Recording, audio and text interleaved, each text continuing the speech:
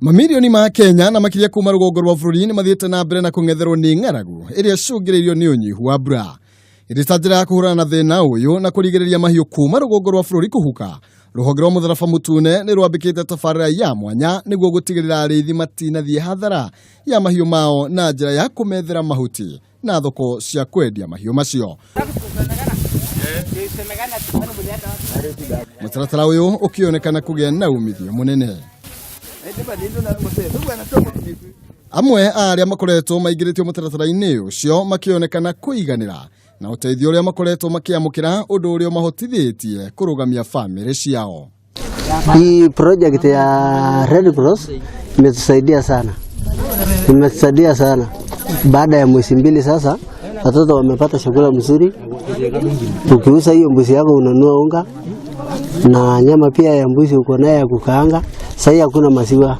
Kiangazi ya sasa iko shida sana, hakuna maziwa. Kwa hivyo hiyo nyama ndio anatumia kukula nayo ugali. Angekuwa anakula kafu tu. Kwa hivyo usaidizi tunaona hiyo usaidizi imetusaidia.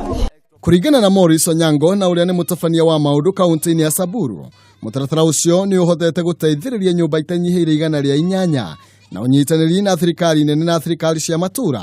Rivoti ikihinyiririo ni murugamiriri wa ruhonge rwa mahiu kuma urumwe wa mavururi. Through funds from FAO, we are able to buy livestock and do the stocking, especially for the weak livestock, and also give them as meat for the nutritional support at the household level. Yesterday we were watching 25 animals being slaughtered in one village and the meat being distributed to 75 households, which is sufficient to cover their protein needs for 1 week. And that program again has been ongoing for the last 8 weeks, so there's been a 2-month period of people receiving sufficient protein from their own livestock. Mutaratara uyu ugikirirwo makiria kaunti-ini cia rugongo rwa bururi ta kaunti ya Samburu, Garissa, Turkana, Marsabit, Mandera na Tana River. Handu-ini ha Kameme TV, Jitagwo Maina, Kihumo.